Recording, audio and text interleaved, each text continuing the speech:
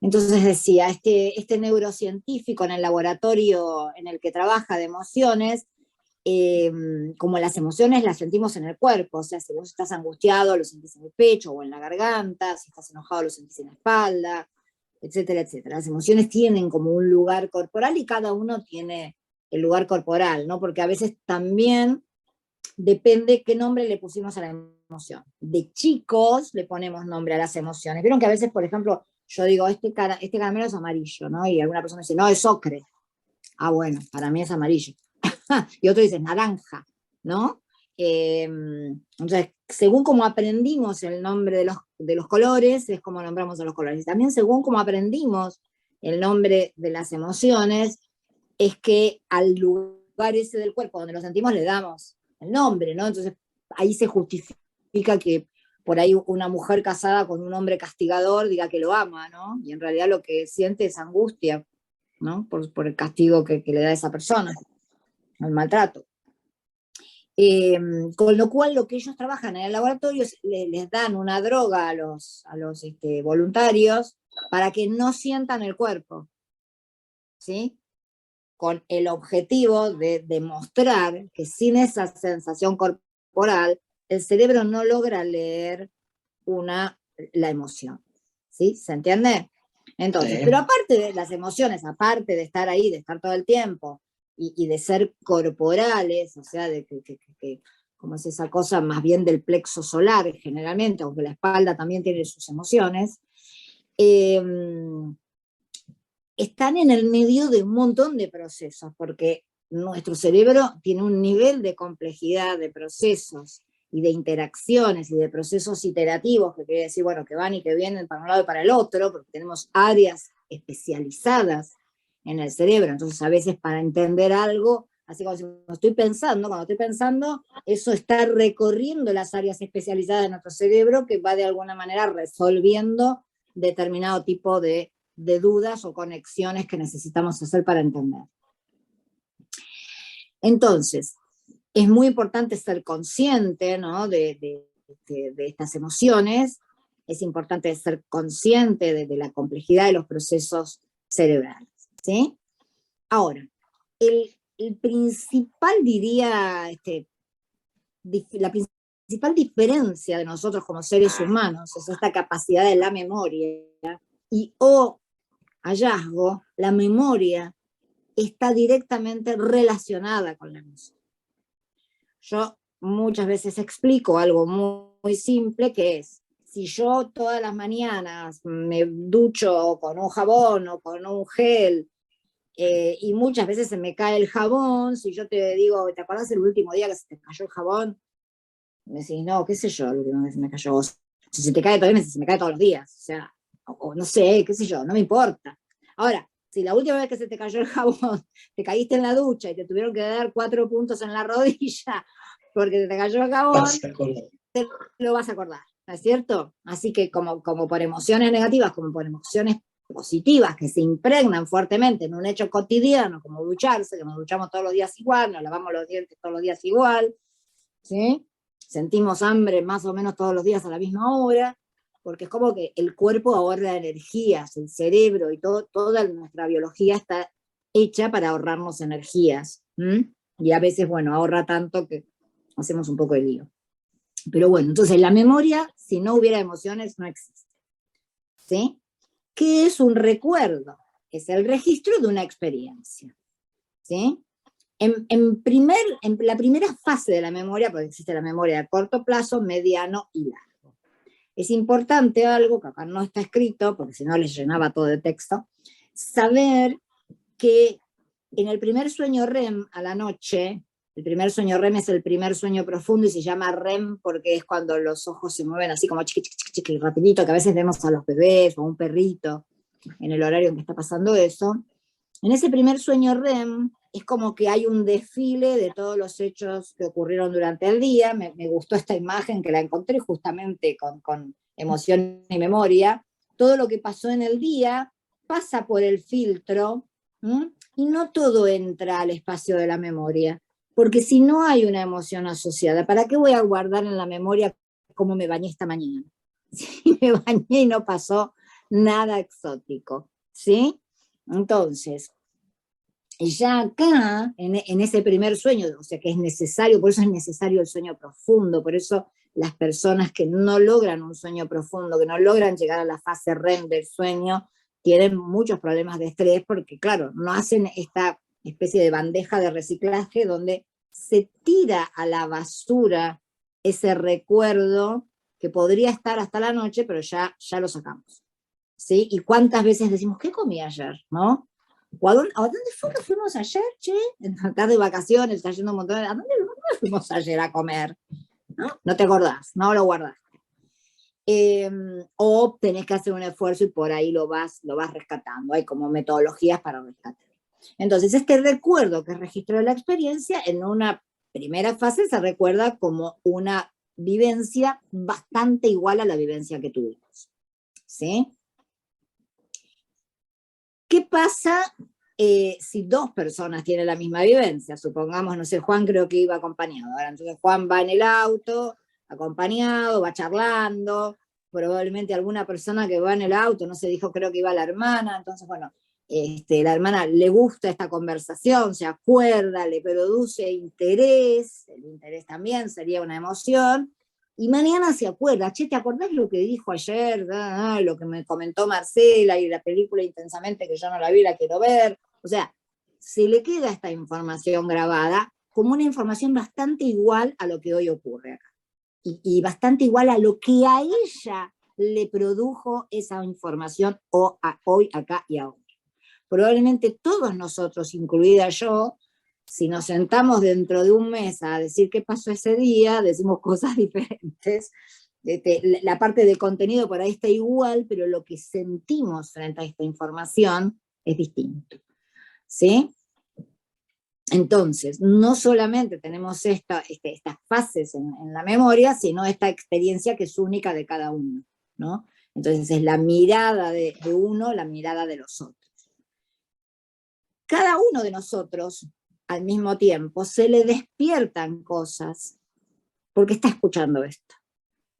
Esto sería como el proceso en psicología. Leandro es psicólogo, así que hay por preguntas de psicología le hacen lo que en psicología se llama transferencia y contratransferencia en los vínculos. En este caso sería una transferencia y contratransferencia con lo que nos pasó, con los hechos, ¿no? Entonces cada vez que pasa un hecho y ese hecho cobre una cierta importancia, por eso hubo una emoción en mí, yo le vuelco a la cosa, persona, hecho, lo que fuere, le vuelco algo que tiene más que ver conmigo que con la cosa. ¿Mm? Entonces lo que a mí me pasa con la cosa y no la cosa a mí. Entonces, cada vez, y acá viene algo bastante interesante, ¿no? Cuando traemos el recuerdo y decimos, ¿te acordás el primer día de clase que Cristina habló de la memoria, que dijo que en 30 días nos tenemos que acordar de lo que hicimos en la primera reunión? ¿Qué va a pasar?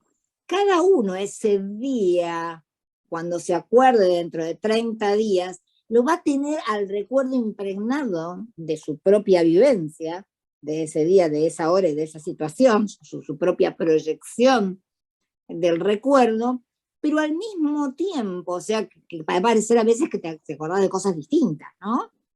Pero también va a pasar algo, que es que al recordarlo ya se está modificando el recuerdo. Quienes están especializados en esta temática, cuando te lo enseñan y te lo explican en profundidad, y estoy tratando de ser bastante profunda en el tema, generalmente lo dejo en un nivel un poquito más arriba, y dije, bueno, hoy le pegamos con todo al tema. Quienes trabajan en estos temas, como el doctor Cardinal y el doctor Brusco, etcétera, dicen, es por eso que la ciencia médica muchas veces duda de la memoria de un, por ejemplo, testigo en un juicio. Porque si cada vez que declara, se acuerda lo que se acuerda el día que pasó lo que pasó, suponete, presenció un asesinato. Luego va a la policía y declara al día siguiente, a las 24 horas, declara. Después va con un juez y declara. Bueno, después destituyen al juez y tiene que volver a declarar. Y si tomamos conciencia de esto, ¿no? Por suerte, en general, las primeras declaraciones están escritas, ¿no? Cuando se toma declaración a alguien por un hecho penal, concretamente, que serían los más graves, se toma la declaración, se transcribe la declaración, con lo cual la persona tiene que no contradecirse, o sea, que puede aprender de su propio escrito. Pero la realidad es que si no revisa su propio escrito, puede como acordarse de otras cosas. Incluso puede acordarse de cosas que no se acordó ese día. ¿Sí? Cosas que a lo mejor en ese instante, por la emocionalidad, quedaron en una cajita, quedaron así como aparte, y de golpe aparece el recuerdo. Con lo cual, el pasado en este instante los está impregnando a qué les pasa en este instante. Pero dentro de 30 días, no solamente ese pasado, sino este pasado que soy para dentro de 30 días, también lo va a impregnar. Con lo cual, digamos, tenemos alto riesgo de que el recuerdo no sea tan exacto. ¿Sí? Entonces, y también esto ¿con qué tiene que ver, ¿no? Los distintos niveles de sensibilidad. Por ejemplo, Juan decía, yo estoy pasando un momento más sensible que de costumbre. Entonces, probablemente a él se impregne este espacio de memoria de una manera más sensible, con más emocionalidad, tal vez negativa, por esas ciertas emociones que acompañan a esta sensibilidad, ¿no? Y bueno, y también a futuro, esto va a seguir sucediendo, sobre todo si son hechos especiales. Supongamos que es la primera vez que ustedes escuchan hablar sobre cómo funciona la memoria, y no se lo olvidan más. La primera vez que me explicaron cómo funciona la memoria, ¿no? Y una cosa para que se lo acuerden, que es como muy gráfica, que siempre lo explico, es los hechos ingresan, ¿no? Ingresan, están acá todos los hechos del día, y para que ingresen acá es como si hubiera una casilla de peaje acá en el medio. Tiene que pagar un peaje. ¿Cuál es el peaje? Una emoción. No importa si es positiva, negativa, mixta, tiene que pagar peaje. Paga peaje, pasa a la memoria de largo plazo. ¿Sí? Entonces, esta es la importancia tan clave de la memoria.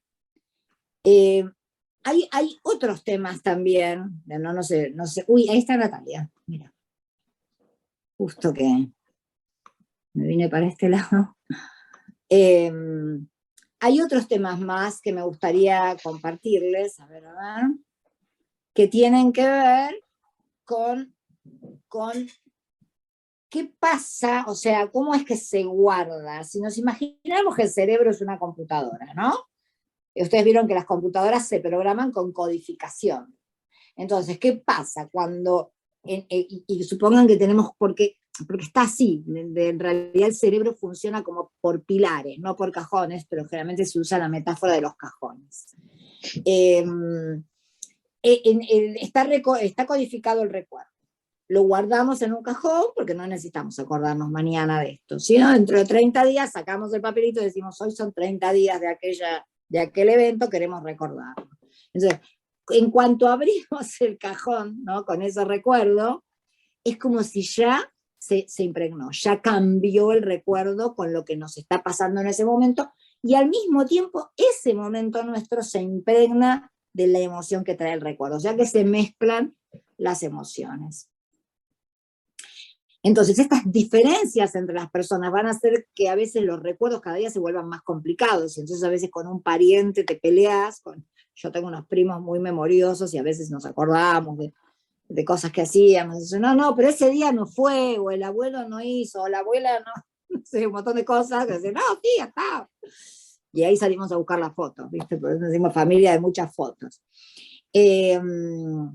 Entonces, de alguna manera, es como que se van impregnando y se va impregnando todo. Con lo cual también ahí pasa, por ejemplo, hablaban de su tristeza, porque se fue Sasha a vivir afuera, Marcela, y a lo mejor eso que ella dice, ¿no? Que la estoy revisando a ver qué me pasa, a lo mejor es que justamente esto se impregnó con alguna otra partida, con alguien más, con algo que pasó antes, y se metió más esa emoción vieja que la nueva. Porque también nos pasa que sentimos que hoy me está pasando de vuelta lo mismo que ya me pasó muchas veces, ¿no? Déjà vu, otra vez lo mismo, otra vez Entonces, bueno, vamos a compartir un poquito algunas clasificaciones de emociones. Me perdí acá estoy. Hola Natalia. Bienvenida Natalia. Las dos. Bienvenida Natalia. Entonces Buenas vamos tardes. a ver acá. Disculpas el horario, perdón, no podía ingresar, mil disculpas. Tranqui. Acá estamos, entonces, bueno, ¿no quiere? Ahí está. Entonces vamos a ver que hay ciertas emociones que son básicas. Ya más adelante vamos a analizar otra rueda de emociones que es mucho más compleja, que es la rueda de Plutchik, pero hoy vamos a trabajar desde este lugar, ¿sí? La rueda de Plutchik tiene un montonazo de emociones. Acá vemos las básicas: miedo, alegría, tristeza, ira, asco, sorpresa. Dependen mucho también estas emociones de quién es el que las clasificó, ¿sí? O sea, y ahora vamos a ver que distintos autores tienen distintas miradas de las emociones, ¿sí? Hay algunas que por ahí no nos dábamos cuenta que eran emociones. Por ejemplo, el asco es una emoción, ¿sí? A veces, bueno, como que lo vemos como algo más biológico, pero lo que no nos estamos dando cuenta es que las emociones son biológicas, ¿no? Y es por eso que el asco puede ocupar este lugar. Entonces vamos a decir que una emoción es una distinción que hacemos en el lenguaje para referirnos a ese espacio, ¿no? Que se produce a raíz de eventos, sucesos, acciones, ausencias, presencias, ¿sí? Determinado tipo de acontecimiento que nos abre o nos cierra posibilidades, ¿sí? Que de alguna manera nos da esa alegría de esa cosa que me abrió una puerta, o esa tristeza de esa puerta que se cerró, o algo mezclado, como dijimos. También vamos a decir que cuando hablamos de emociones, de alguna manera, vamos a poder referirlas a un hecho, como dijimos antes, a un hecho particular que genera esas emociones, ¿sí? Y que puede ser a veces el mismo hecho que se va acumulando, como dijimos antes. Con lo cual tenemos más o menos identificados. Yo no quiero mirar esa serie porque me da una angustia. Yo, por ejemplo, no podía mirar la serie de Hannibal, no la podía mirar, pero no podía mirar la publicidad, chicos. Necesitaba cambiar de canal. Podía mirarlo, no era una cosa, algo me disparaba. Un actorazo. Sí. Mirá qué actorazo, que no podía ver la publicidad siquiera. ¿No? Entonces, de alguna manera ya no la dan más, ya no la repiten, ya no hay publicidad, chao, lo resignifiqué al mismo actor con otro tipo de personajes que ocupó después, ¿no? Entonces, bueno, los hechos están atados a las emociones, ¿sí? Entonces ya más desde la ontología del lenguaje, ya metiéndonos en pura materia ontológica, vamos a decir que las emociones nos predisponen para la acción o nos detienen, ¿sí? Porque una emoción negativa que nos despierta un congelamiento, medio como estuvimos en la pandemia, todos congeladitos adentro de casa, congeladas las emociones, no el cuerpo, bueno, también nos detienen, ¿sí?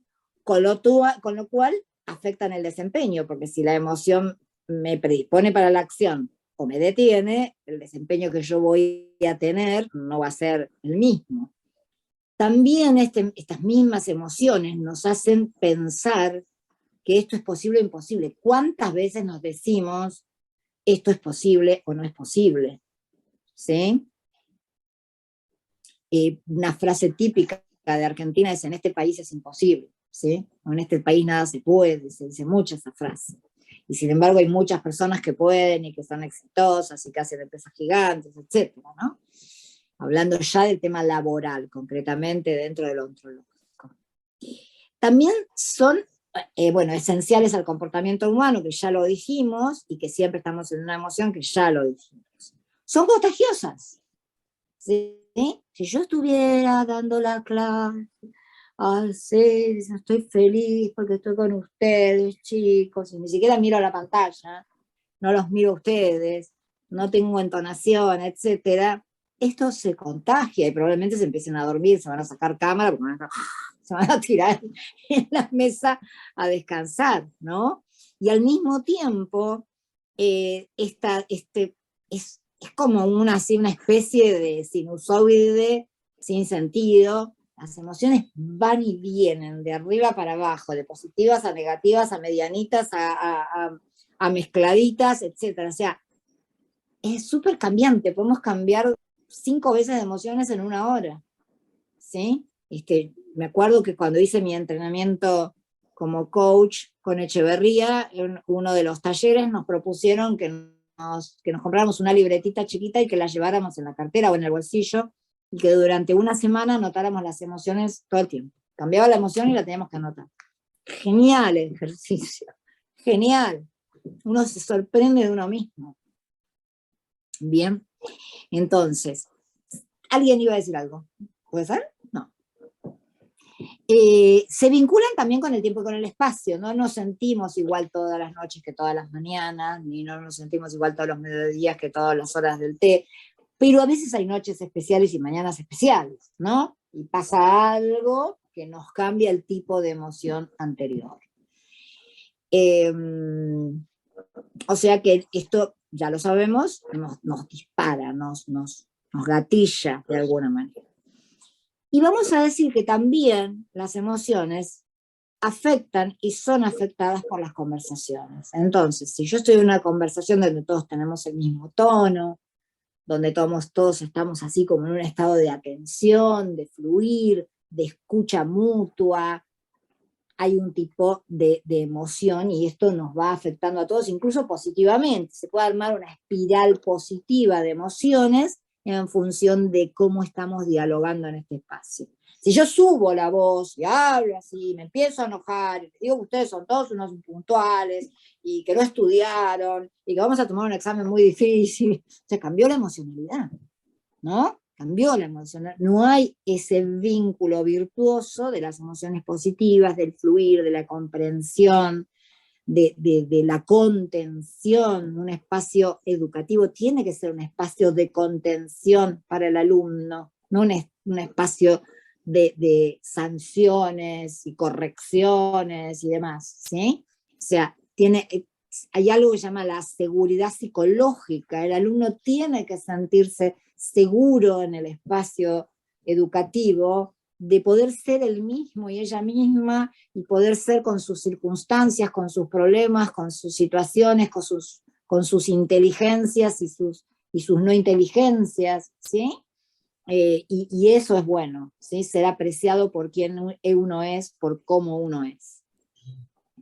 Y ahí se arma entonces una plataforma positiva de emociones, aunque las negativas siempre van a venir porque las personas nos enfermamos, nos enojamos, nacemos, morimos, y digamos que la vida, aparte de lo lindo y de todo lo bueno que podemos provocar, también tiene sus partes inevitablemente más negativas, y esas emociones ya van a venir por sí mismas, ¿no? Todos tenemos también un repertorio emocional que hemos aprendido. Siempre digo que es como cuando te toman el registro de la voz para cantar, hay registros pequeños, que van pocas escalas, y hay registros que ocupan varias escalas, ¿no? Bueno, es lo mismo. Hay gente que tiene por ahí un repertorio más cortito, más ubicado a lo mejor en negativo que en positivo, o más en positivo que en negativo, y hay gente que tiene un repertorio más amplio, que su sinusoide transita más emociones. Y se puede aprender a sentir nuevas emociones, ¿sí? A ponerle, y a identificar exactamente el nombre que tiene cada una. Se puede aprender. Las emociones están y son las mismas que el hombre de Neandertal prácticamente, pero el nombre que les ponemos es un hecho aprendido. Entonces podemos cambiarles de nombre y aprenderlos. Y ubicar entonces mejor las cosas que nos pasan, ¿no? El nombre que le ponemos a la emoción de lo que nos pasa. Y por sobre todas las cosas, todo esto nos permite mejorar como observadores, ¿sí? Porque no solamente vamos a observar la realidad externa o a nosotros mismos en el espejo y en lo que nos pasa, sino observar estas emociones, como hicimos un poquito al principio, que estuvimos observando nuestras emociones. Claro, justamente vemos todo esto para ser observadores diferentes, ¿no? Para poder observar y tener distinciones sobre las emociones, poder ponerle nombre, ¿no?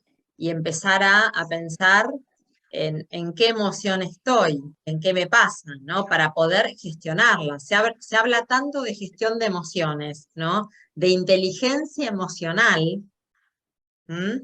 Que primero necesito conocer un poco de esto, conocerme más, saber qué me está pasando para poder ponerle nombre y poder gestionarlas, ¿no? Ya vamos a ver un poco más que esta coherencia que somos entre cuerpo, lenguaje y emoción, ¿sí? Porque somos una coherencia entre cuerpo, lenguaje y emoción, es decir, todo lo que me digo influye en mi emocionalidad y en mi corporalidad, ¿no? Entonces, ¿cómo intervenir en alguno de estos ámbitos? Por ejemplo, a veces digo, no, estoy muy para abajo, no voy al gimnasio. No, al contrario, intervení en el cuerpo, anda al gimnasio, o anda a bailar, o anda a moverte un poco para cambiar esa emocionalidad, ¿no? Entonces, conocer un poco de esto nos va a permitir intervenir, ¿no? Y gestionar en las emociones. Exacto, así es. Y acá tenemos a varios, bueno, Antonio Damasio es muy conocido, muy, pero muy conocido, y él dice, la emoción precede al pensamiento. Y fíjense que David Burns dice, todo sentimiento es producto del pensamiento, y que de alguna manera se considera que emoción y pensamiento están interconectados. Pero yo digo, bueno, existe el primer momento del ser humano, ¿no? Supongamos que el primer momento emocional de un bebé no es este que voy a decir, pero supongamos que es el primer momento emocional del bebé, que es cuando nace, ¿sí? Hay algo que pasa, hay un pensamiento, que hay una emoción que produce un pensamiento. ¿Se entiende? O sea, primero sentimos en el cuerpo la emoción. La emoción cuerpo tendrían que ser el mismo nombre, no tendrían que tener dos nombres, porque es el cuerpo el que te dice que hay algo que pasa, y es la cabecholta acá, la corteza cerebral, la que te dice, se llama esto, y la que te permite también cambiarle nombre y decir, no, esto no se llamaba así, tenés razón, ahora que me lo explicás no se llama así, ¿sí? Entonces ahí también muchas veces los alumnos preguntan, ¿no? ¿Qué es primero, la emoción o el pensamiento?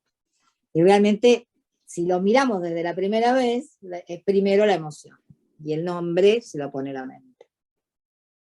Susana Bloch es una chilena que empezó a estudiar las emociones desde el lugar de la respiración.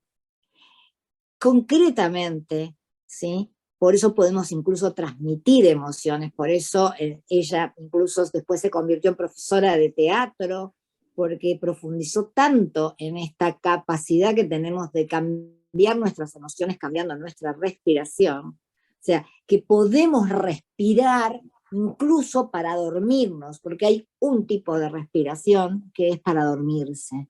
Y si ustedes observan a un bebé o a un niño o niña chiquito, en los instantes que se está durmiendo, hay una respiración específica que es en ese instante en el que se está durmiendo y se están cerrando los ojitos, como si así, como a veces hacen en fuercita, que los abren, los cierran, hasta que los cierran, ¿sí? Es una respiración.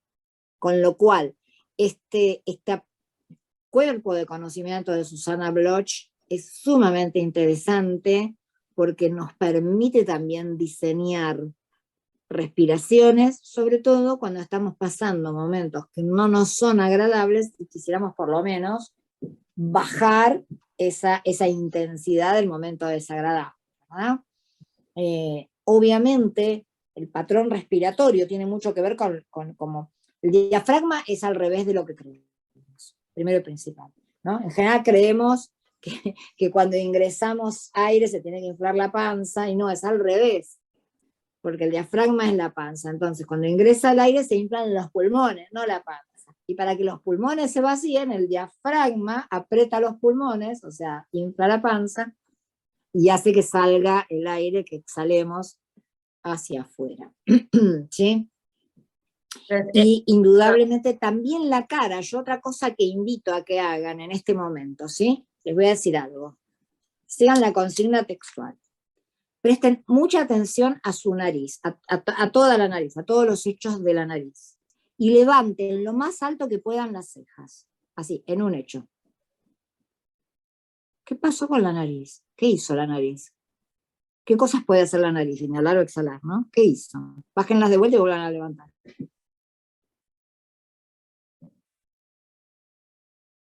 Se mueve la nariz. Inhala. La Inhala. nariz inhala sola, porque esto que Sí. es... Miren. ¿No? Ahí levantamos, creo que es la única vez que levantamos las cejas, cuando nos sorprende algo. ¿Sí? Y entonces, como algo nos sorprende, habría un peligro, tal vez, rápidamente la nariz inhala, porque si te tiran al agua, ya tenés oxígeno en los pulmones. ¿Sí? Lo mismo en las respuestas de huir, pelear o congelarse. No sé si ustedes han tenido experiencias del tipo. Yo he tenido 4 experiencias de congelarme, que me robaron y me congelé, ¿sí? Me congelé, no podía hablar. En una de las experiencias tenía un portero al lado mío. Gesticulaba, pero no salía el sonido. ¿Entienden? Porque mi cuerpo estaba en inhalar, en postura de inhalar, y si vos inhalás no hablás. Hablar es sacar el sonido. Entonces, fíjense, ¿no? Como, y no podemos dominar. Hay a veces algunos que dicen, no, bueno, hay que aprender, que la emoción, ¿qué aprender? El ladrón venía y yo me congelaba. Si sabía que me estaba congelando, encima todo esto lo manejaba, pero me pasaba. A veces más uno allá dice, de la a veces voluntad. uno dice, no, si a mí me roban, yo le doy todo, no sabes cómo vas a reaccionar. Claro. Lo agarras a piñas. Hay que vivir el momento, sí. Ay, sí, tal cual, no hay que tratar de estar como está. Bueno, Paul Ekman habrán visto a lo mejor, hay una serie que se llama Lie to Me, Miénteme, que es un psicólogo que emularía o imita al personaje Paul Ekman, que es un científico que se dedicó a estudiar qué expresiones faciales básicamente, pero bueno, corporales en general también, muestran cierto tipo de emoción, y sobre todo se dedicó a estudiar qué emociones y la mentira asociada, ¿no?